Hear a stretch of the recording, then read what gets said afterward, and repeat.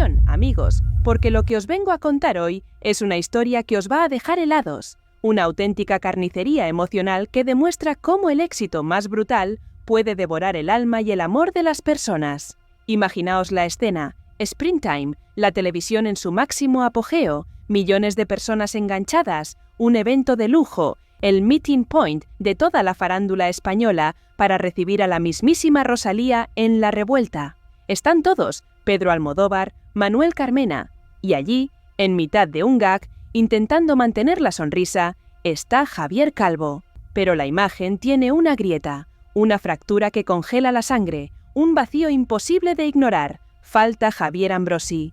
Y antes de que nos sumerjamos en los detalles más escabrosos de esta farsa meticulosamente orquestada, quiero pediros un favor enorme. Si esta historia ya os está atrapando, si sentís la indignación y la sorpresa correr por vuestras venas, no olvidéis darle al botón de suscribirse aquí abajo enteras de salseo. Es vital para que sigamos desenterrando estas verdades ocultas y os traigamos el salseo más potente. Además, cuéntame en los comentarios desde dónde nos estás viendo y qué opinas hasta ahora de este arranque tan explosivo. ¿Creísteis alguna vez en ese cuento de hadas? Vuestros comentarios nos ayudan muchísimo a saber qué pensáis.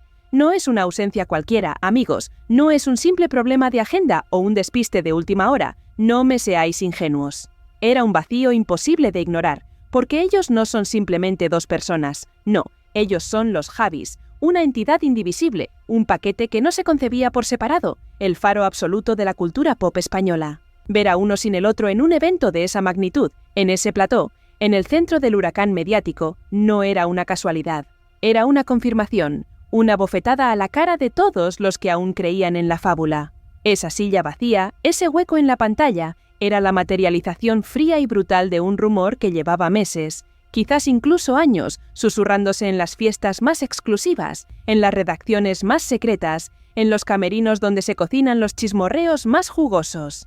Era un secreto a voces que todos sabían, pero que nadie, absolutamente nadie, se atrevía a decir en voz alta, por miedo a las represalias o por proteger la imagen impoluta de la pareja de moda.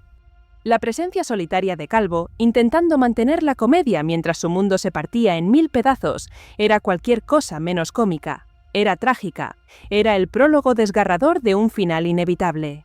Apenas unas horas después de esa icónica y desoladora imagen, mientras el país entero desayunaba y comentaba la extrañeza de esa silla vacía, la verdad, la cruda y dolorosa verdad, cobró todo el sentido del mundo. Martes, el día 11 de noviembre de 2025.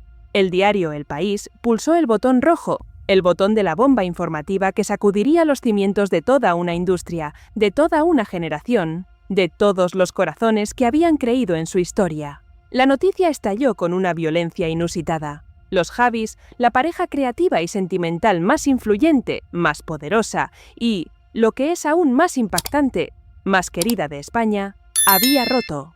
El amor se había terminado, se había pulverizado. 13 años, o 14, o quizás 15. Ni siquiera la prensa lograba ponerse de acuerdo en cuándo había empezado exactamente la leyenda, cuándo se había encendido esa primera chispa mágica, pero todos tenían clara una cosa. Esa leyenda, esa fábula moderna que nos habían vendido, acababa de morir. La bomba estalló ese martes, sí, pero la mecha, os lo aseguro, llevaba meses, muchísimos meses, encendida y ardiendo en silencio, consumiendo todo a su paso. La narrativa oficial, la que fue seguida y cuidadosamente filtrada a través de las omnipresentes fuentes cercanas, se puso en marcha de inmediato, con una sincronización casi militar. Nos hablaron, amigos, de un final amistoso, nos vendieron la moto del mutuo acuerdo, nos contaron una historia de madurez, de buen rollo, de amor que evoluciona. Pero esa, queridos amigos, no era la verdad. Esa versión aséptica, limpia, casi corporativa, era una farsa, una tapadera.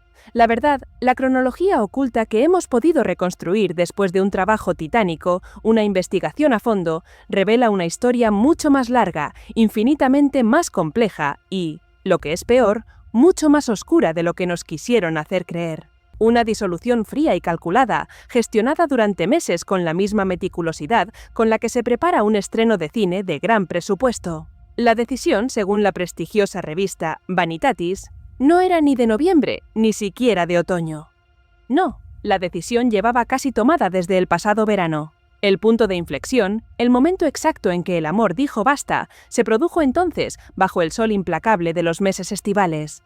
Pero otras fuentes, como el riguroso diario El Debate, afinaban el puñal todavía más con una precisión escalofriante. Aseguraban que ambos acudieron juntos al festival Primavera Sound en Barcelona a principios de junio, y ya no eran pareja.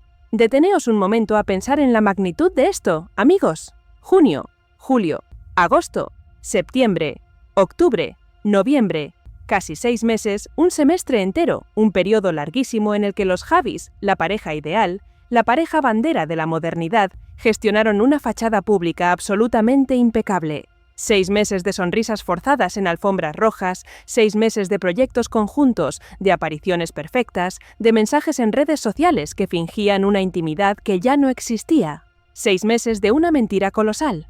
Una mentira, sí, una mentira piadosa para el público, quizás, pero una mentira, al fin y al cabo, una pantomima que se prolongó hasta el límite de lo creíble. Mientras sus vidas personales se bifurcaban de forma dramática, mientras el barco de su amor se hundía irremediablemente en las profundidades, ellos seguían saludando desde la cubierta, como si nada ocurriera, manteniendo la ilusión con una frialdad pasmosa. Las pistas, para quien quisiera verlas, estaban ahí, dispersas, esperando ser conectadas. Sus perfiles de Instagram, que antes eran un diario abierto de su vida compartida, un escaparate vibrante de su amor, de su intimidad, de sus viajes y sus cenas, de pronto se volvieron fríos, distantes, casi corporativos. Ya solo compartían momentos profesionales, instantáneas de rodajes, de estrenos, de reuniones de trabajo. Las fotos personales desaparecieron como por arte de magia, las cenas románticas, los viajes de pareja, la intimidad más tierna, todo borrado, pulverizado. Solo quedaba la marca, solo quedaba el trabajo, solo quedaba el negocio. La chispa sentimental, como bien apuntaban los medios, se había ido apagando de forma lenta pero implacable, como una vela al viento.